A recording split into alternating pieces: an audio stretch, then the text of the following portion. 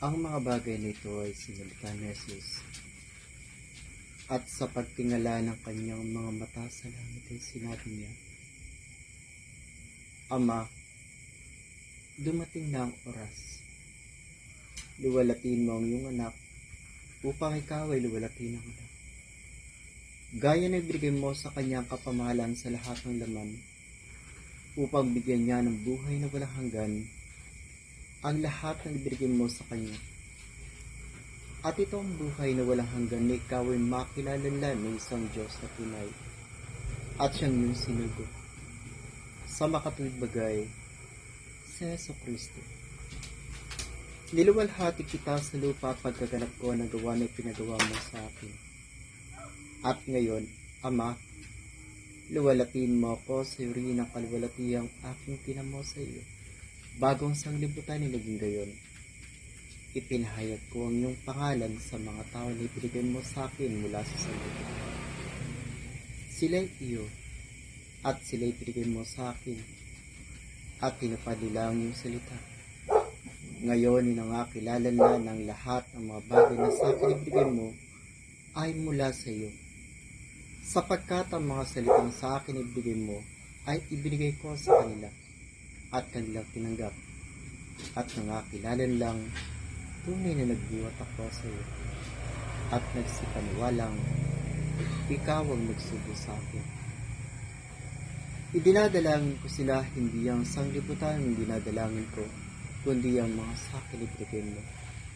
Sapagkat sila iyo, at ang lahat ng mga bagay ay iyo, at ako'y lumuluwalhati sa kanila. At wala na ako sa sanglibutan, at ang mga ito ay nasa sanglibutan, at ako'y paririyan sa iyo.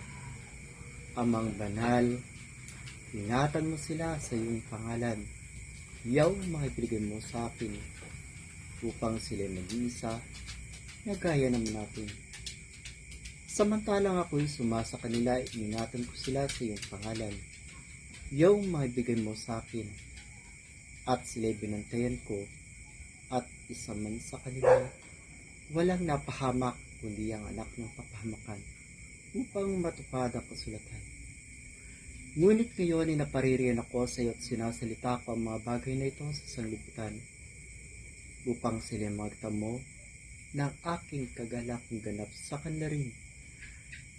Ibinigay ko sa kanila ang iyong salita at kinapotan sila ng sanglibutan, sapagkat hindi sila taga-sanglibutan.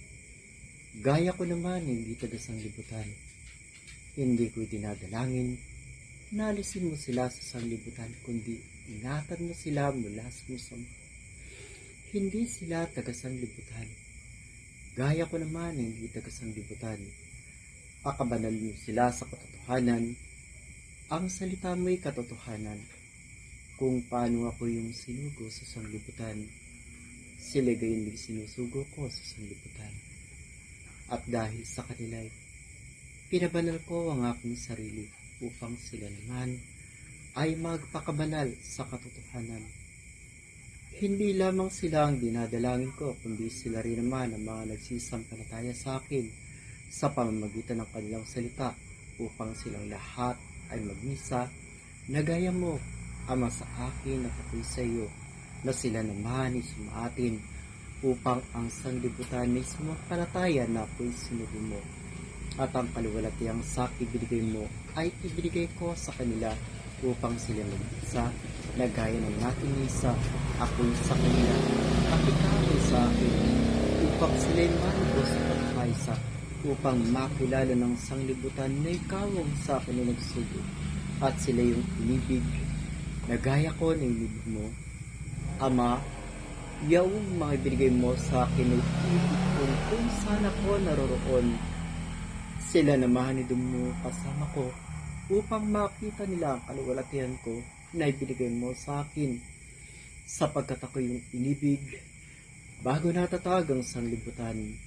O Amang banal, hindi ka nakikilala ng sanglibutan, ngunit nakikilala kita, at nakikilala ng mga ito na ikaw ang nagsugo sa akin, at ipinakilala ko sa kanila ang iyong pangalan, at ipakikilala ko upang ang pag-ibig na sa akin ay inibig mo ay mapa sa kanila at ako'y sa kanila.